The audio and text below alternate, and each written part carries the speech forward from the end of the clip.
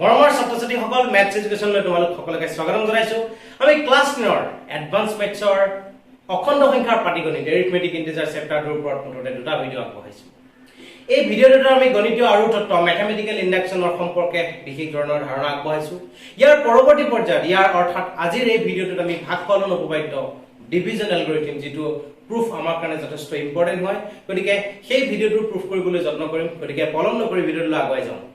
এতিয়া আমাৰ উপপাদ্যটোলৈ আগুৱাই আহিছো, য'ত কোৱা হৈছে ভাগফলন উপপাদ্যত কোৱা হৈছে যে a আৰু b দুটা অখণ্ড সংখ্যা, a আৰু b নামৰ দুটা অখণ্ড সংখ্যাৰ ক্ষেত্ৰত কোৱা হৈছে যে b is greater than 0। b ৰ যিটো মান হ'ব সেই মানটো ধনাত্মক মান আছে বুলি কোৱা হৈছে। হলে আন দুটা অদ্বিতীয় ইউনিক শব্দটো আমি ইয়াত ব্যৱহাৰ কৰিছো অদ্বিতীয় অখণ্ড সংখ্যা q আৰু r পোৱা যাব যাতে a equal to bq plus r। এই ফৰ্মটো আমি বনাব লাগে যে প্ৰত্যেক a আৰু b ৰ পেয়াৰৰ এগেইনষ্টত প্ৰত্যেকটো a আৰু b ৰ জোড়াৰ ক্ষেত্ৰত তাৰ বিপৰীতে আমি অন্য দুটা অদ্বিতীয় ইউনিক ইন্টিজাৰ q আৰু r পাম। সিহঁতে এটা ৰিলেচন ফলো কৰিব। সেই ৰিলেচনটো হৈছে a is equal to bq plus r, য'ত আমাক কোৱা হৈছে r is less than or equal to 0 is less than or equal to r less than b।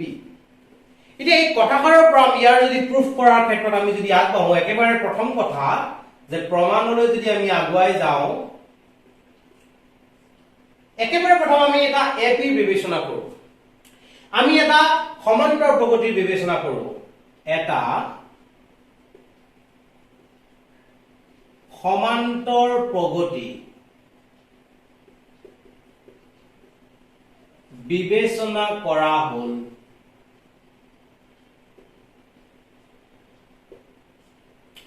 এতিয়া সমান্তৰ প্ৰগতিটো কেনে ধৰণৰ লৈছো যে ইয়াৰ মৌলবোৰৰ ষ্টাইলটো কেনেকুৱাকে ল'ম মই যে a minus 3b a minus 2b a minus b a plus b a plus 2b a plus 3b। মই এটা সমান্তৰ প্ৰগতি বিবেচনা কৰিছো, যিটো সমান্তৰ প্ৰগতিৰ ক্ষেত্ৰত তাৰ মৌলবোৰৰ আৰ্হিটো ইয়াত আচলতে মই ইয়াৰ পৰাই আনিছো। ইয়াত যে আমাৰ আছিলে a is equal to bq plus r, তাৰ পৰা মই ফৰ্মেশনটো বনাইছো যে r equal to কিমান হ'ব a minus bq। এই ফৰ্মটোক মই বনাবলৈ ট্ৰাই কৰিছো। এই ফৰ্মটোৰ পৰা মই আহিছো যেটো আমাৰ a আৰু b ৰ সম্পৰ্ক বা a আৰু b আমাক দিয়া আছে, আমাক a আৰু b ৰ বিষয়ে ইনফৰমেশন কৈছে। গতিকে a আৰু b মই এক্সট্ৰা কৰি লৈছো। ইয়াৰ ক্ষেত্ৰত আমাৰ সমান্তৰ প্ৰগতিটোৰ ফৰ্মেশনটো এটা ললো মই যে a minus b আমাৰ কমন আছিলে, আৰু এই q ৰ ভ্যালুটো আমি দেখিছো ইয়াত প্ৰথমবাৰৰ ক্ষেত্ৰত q ভ্যালু 3 পাতিছো, তাৰ পিছত -2 পাতিছো, তাৰ পিছত 1 পাতিছো, তাৰ পিছত 0 পাতিছো, তাৰ পিছত -1 +1 এনেদৰে আমি আগবাঢ়ি গৈছো। অৰ্থাৎ আমাৰ এই সমান্তৰ প্ৰগতিটোৰ ক্ষেত্ৰত মই স্পষ্ট ভাষাত ক'ব পাৰো যে আমাৰ সমান্তৰ প্ৰগতিটোৰ বাওঁফালৰ পৰা সোঁফাললৈ যদি আমি আগুৱাই আহি থাকো, তেতিয়ালে প্ৰত্যেকটো খোজত আমি d কৈ বাঢ়ি গৈ থাকিব লাগিব। অৰ্থাৎ আমাৰ সমান্তৰ প্ৰগতিটোৰ ক্ষেত্ৰত সাধাৰণ অন্তৰটো d ৰ ভ্যালুটো কিমান আমাৰ b। d is equal to আমাৰ ক্ষেত্ৰত b হৈ আছে। b কৈ প্ৰত্যেকবাৰতে বাঢ়ি গৈ আছে। এতিয়া আমি ইয়াত লিখিব পাৰো স্পষ্টত AP টোৰ সমান্তৰ প্ৰগতিটোৰ কথা কৈছো মই। AP টোৰ এটা পদৰ পৰা বা AP টোৰ সাধাৰণ অন্তৰ b। এতিয়া আমি এই AP টোৰ পৰাই এতিয়া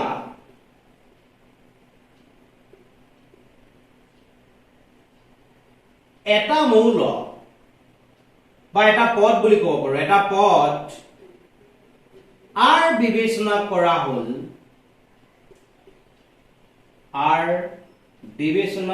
হ'ল, যাতে এই এপিটোৰ পৰা মই এটা পদ r বিবেচনা কৰিছো। এই r নামৰ পদটোক মই কেনে ধৰণৰ লৈছো যাতে r এপিটোৰ এটা ক্ষুদ্ৰতম ঋণাত্মক মৌল বুলি দিওঁ। ক্ষুদ্ৰতম অঋণাত্মক মৌল। মই কি বুলি কৈছো যে আমাৰ যেটো এপি আমি বিবেচনা কৰিছো সেই এপিটোৰ ক্ষেত্ৰত ইয়াৰ পদবোৰৰ আৰ্হিটো মই এনে ধৰণৰ দিছো। এতিয়া এই পদবিলাকৰ ভিতৰৰে কোনোবা এটা পদ মই আৰ বিবেচনা কৰিছো, আৰটো ইয়াৰ ভিতৰতে কোনোবা এটা পদ। কেনেকুৱা ধৰণৰ পদ বুলি কৈছো, আৰটোক মই এনেদৰে বিবেচনা কৰিছো যে এপিটোৰ ক্ষুদ্ৰতম অঋণাত্মক মৌল। ইয়াত ঋণাত্মক মৌল আছে, ধনাত্মক মৌল আছে, শূন্য মৌল আছে, যাৰ ভেলুটো শূন্য। আটাইবোৰ বিভাগৰ আমাৰ মৌল কিন্তু ইয়াত আমাৰ আছে। ইয়াৰ ভিতৰত মই আৰ নামৰ যেটো মৌল বিবেচনা কৰিছো সেই মৌলটো কি হ'ব লাগিব, ক্ষুদ্ৰতম অঋণাত্মক, ঋণাত্মক হ'ব নোৱাৰিব, আটাইতকৈ সৰু অঋণাত্মক মৌল হ'ব লাগিব। এই ক্ষেত্ৰত যেতিয়া মই এনেদৰে যদি কোৱা যায় তেতিয়াহ'লে এই ক্ষেত্ৰত কোনো অখণ্ড সংখ্যা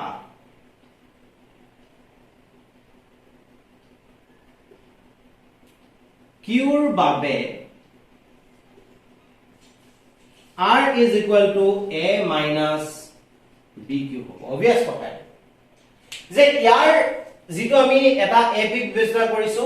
এপিটোৰ r নামৰ মৌলটো আমি অবভিয়াসলি ইয়াৰ ফৰ্মটো কেনেকুৱা হৈ আছে যে a minus 3b, a minus b,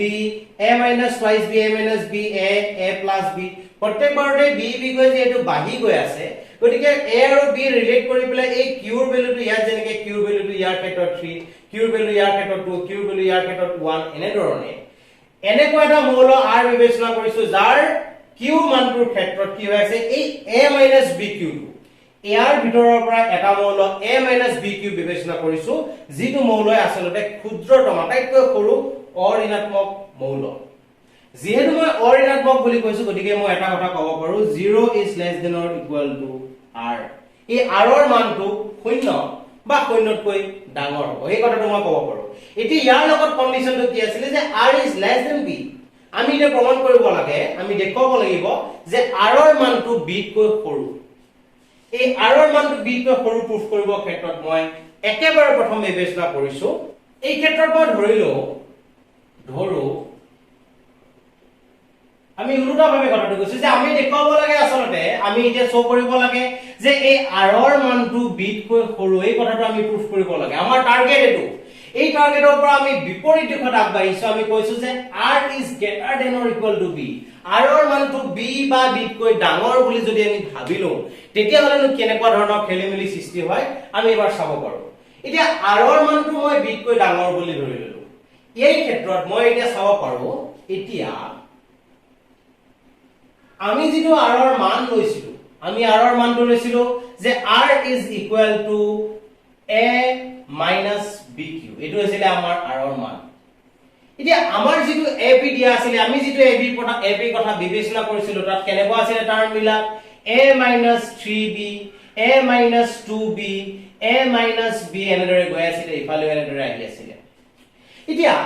right সাইডৰ পৰা যদি আমি জানো যে ইয়াৰ পৰা লেফট সাইডৰ পৰা কিফাললৈ b গৈ বাঢ়ি গৈ আছে, যদি আমি ৰাইট সাইডৰ পৰা লেফট সাইডলৈ আহিব বিচাৰো তেতিয়াহলে কি হৈ আছে b ৰ মানটো, b ৰ কোএফিচিয়েন্টটো এটা নেগেটিভ মান আছে, b ৰ কোএফিচিয়েন্টটো সহগটো ক্ৰমানুসাৰে আমি যদি দেখো -1 -2 -3 -4 অৰ্থাৎ মাইনাসত এই কোৱান্টিটিটো এনেদৰে গৈ আছে। গতিকে মই ক'ব পাৰো যে আমাৰ যেহেতু এটো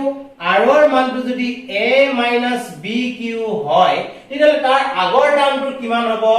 যে a minus b into b ৰ লগত পূৰণ ৰেখা নাম্বাৰটো এটা বাঢ়ি যায়, যেটো আমি শিকিছো পলিচিটো যে a minus 2b যেতিয়া হৈছিল তাৰ আগতো হ'ব কাৰণে a minus b into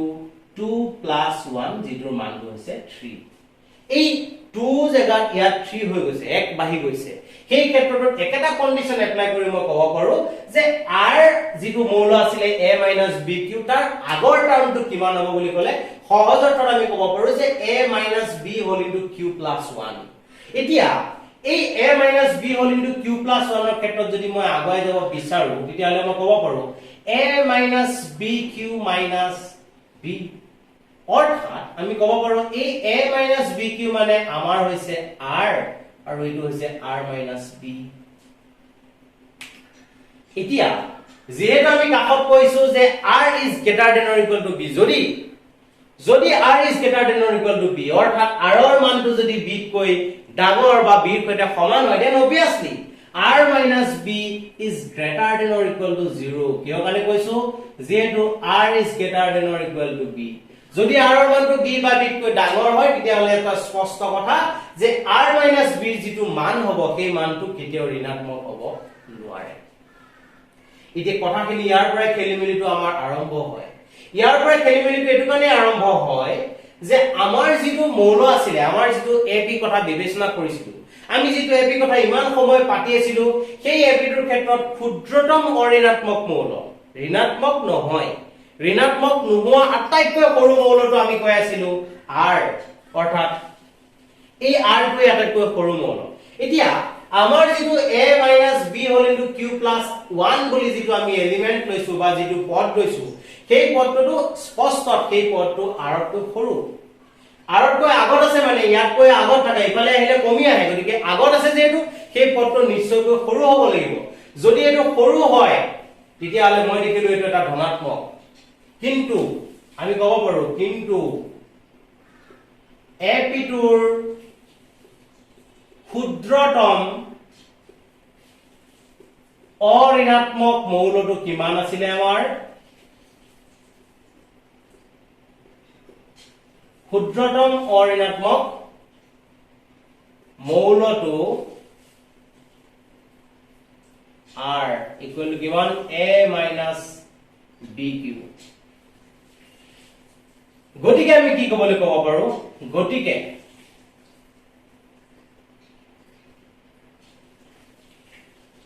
a minus b whole into q plus 1 greater than or equal to 0 হ'ব নোৱাৰে এটো হ'ব নোৱাৰে সেয়ে যদি এটো হ'ব নোৱাৰে তেতিয়াহলে আমি ক'ব পাৰো সেয়ে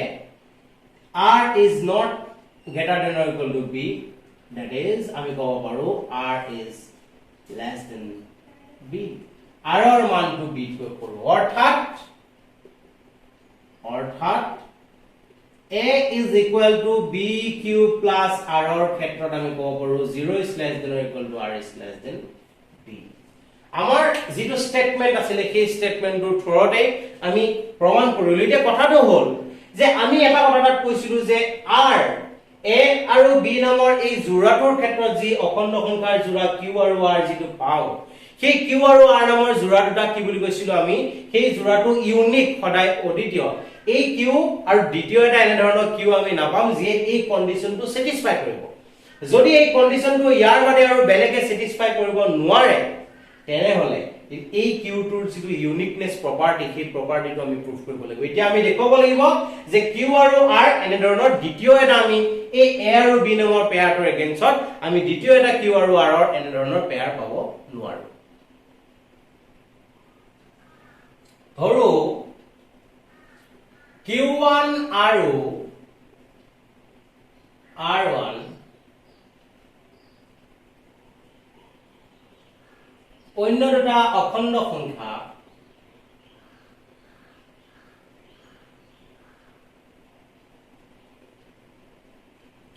যে ওপৰৰ ধৰ্মটো মানি চলে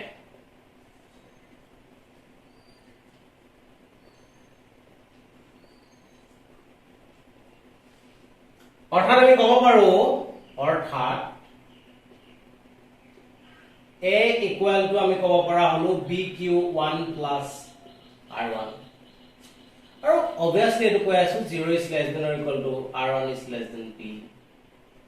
এটো হবই এতিয়া এই ক্ষেত্ৰটো মই যে কলো যে q1 আৰু r1 এনে দুটা অখণ্ড সংখ্যা আমি বিবেচনা কৰিছো যিয়ে ওপৰৰ ধৰ্মটো বুলি কৈছো অৰ্থাৎ ভাগকলন বিধিটো মানি চলে যদি ভাগকলন বিধিটো মানি চলে তেনে হলে আমি লিখিব পাৰো a = bq1 + r1 এটা ঘটনাটো হৈছে যে আমাৰ a ৰ মানটো আমি ওপৰত পাই আইছো bq + r আৰু এই মাত্ৰ জি পাইছো আমি লিখিছো এনেদৰে implies that আমি ক'ব পাৰো যে ইয়াতে BQ minus BQ1 is equal to R1 minus R আমি লিখিব পাৰো B to যদি আমি কমন লৈ লও তেতিয়া হলে Q minus Q1 is equal to R1 minus R ইয়াৰ পৰা আমি ক'ব পাৰো B divides R1 minus R এই কথাটো কৈ আছে যে B ৰ লগত কিবা এটা সংখ্যা Q minus Q1 যদি আমি পূৰণ কৰো B নামৰ এটা অখণ্ড সংখ্যাৰ লগত Q minus Q1 যদি পূৰণ কৰো তাৰ মানটো R1 minus R অৰ্থাৎ R1 minus R is a multiple of B R1 minus R2 B ৰ এটা গুণিতক হ'ব লাগিব তেতিয়াহে পূৰণ কৰিলে আমি পোৱাৰ এই সম্ভাৱনাটো মানিছিলি অৰ্থাৎ যদি কি গুণিতক হয় যদি কি মাল্টিপল হয় তেতিয়া হলে obviously তাৰ ফেক্টৰটো এটা ডিভিজিবল হ'ব যদি ডিভিজিবল হয় এতিয়া আমাৰ এই কন্ডিশনটো আহিলো যে B divides R1 minus R V ৰে R1 minus R ক ডিভাইড কৰিব পাৰিছো বা ডিভাইড কৰিলে ৰিমাইন্ডাৰ 0 ওলাব এই কন্ডিশনটো কেতিয়া ফুলফিল হ'ব পাৰে এই কন্ডিশনটো কথা যদি মই ভালদৰে চাব বিচাৰো তেতিয়া হলে মোক কি কৈ আছে যে 0 is less than or equal to R is less than B আৰু এটা কৈছে 0 is less than or equal to R1 is less than B এই দুটা কন্ডিশনৰ পৰা যদি মই চাব পাৰিছাৰো তেতিয়া হলে R1 minus R এই R1 minus R ৰ যেটো মান হ'ব it obviously less than B R1 minus R ৰ ভ্যালুটো B কৈ কিন্তু সৰু হোৱাটো ফাইনাল যদি এই R1 minus R ৰ ভ্যালুটো B কৈ সৰু হয় তেতিয়ালে এটা ডাঙৰ নাম্বাৰ এটা সৰু নাম্বাৰক ডিভিজিবল হোৱাটো কেতিয়াও পসিবল হ'ব নোৱাৰে যদি ডিভিজিবল হ'বলৈ পসিবল নহয় কিন্তু আমি ইয়াত কন্ডিশনটো পাইছো ডিভিজিবল হয় তাতে এটাই কন্ডিশন আছে দুটা কন্ডিশন তিনটা কন্ডিশনৰ কথাৰ পৰা আমি বিৰত দেখি আমাৰ কন্ডিশন এটাই যদি হে R1 minus R is less than B এটো যদি সঁচা হয় আৰু এটো যদি সঁচা হয় দুয়োটা কথা যদি একেটা সময়তে সঁচা হয় তেতিয়া হলে এটা কথা স্পষ্ট যে R1 minus R ৰ ভ্যালুটো 0 ৰ বাদে বেলেগ একো হ'ব নোৱাৰিব 0 ৰ বাদে বেলেগ একো হ'ব নোৱাৰিব এটো কাৰণ ডাঙৰ নাম্বাৰৰ দ্বাৰা সৰু নাম্বাৰক ডিভিজিবল নহয় এটা সৰু নাম্বাৰকে ডিভিজিবল হয় হেতু হৈছে 0 গতিকে এই R1 minus R ৰ ভ্যালুটো আমি 0 বুলি স্পষ্ট কৰিলো গতিকে ইয়াতে ক'ব পাৰো implies that R1 minus R is equal to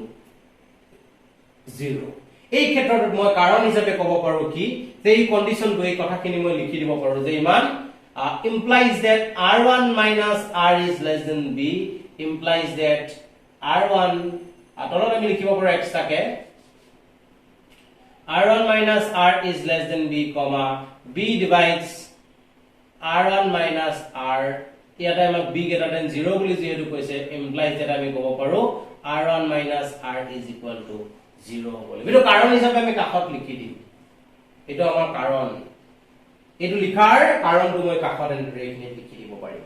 এতিয়া কথাটো হৈছে যে R1 ৰ ভ্যালুটো ফাইনালি আমি কিমান পালো গৈ R1 equal to R আমাক কি প্ৰমাণ কৰিবলৈ কোৱা হৈছিল আমাক কোৱা হৈছিল যে R1 আৰু R সদায় ইউনিক হ'ব লাগিব yes ইউনিক আমি যেটো আমি কৈছিলো যে Q1 আৰু R1 অন্য দুটা অখণ্ড সংখ্যা বুলি কৈছিলো R আৰু Q আৰু R ৰ দৰে হোৱা নাই বেলেগ দুটা অখণ্ড সংখ্যা আমি বিবেচনা কৰি পেলাই আমি ক্যালকুলেশন কৰি গৈ দেখা পালো যে R1 আৰু R বেলেগ বেলেগ নহয় দুয়োটা আচলতে এটাই সংখ্যা একেদৰে আমি যদি ইয়াৰ পৰা যদি চাও যে R1 ৰ ভ্যালু কিমান হ'ব ইয়াৰ পৰা কন্ডিশনটো এপ্লাই কৰিলে আমাৰ বাবে হ'ব a bq1 আৰু R ৰ ভ্যালুটো হ'ব a bq দুই ফালৰ পৰা a যদি আমি ক্যান্সেল কৰি দিও তেতিয়া হলে আমাৰ বাবে হ'ব bq1 bq আৰু দুই ফালৰ পৰা মাইনাস মান নাইকে কৰিলে আমাৰ বাবে হ'ব q1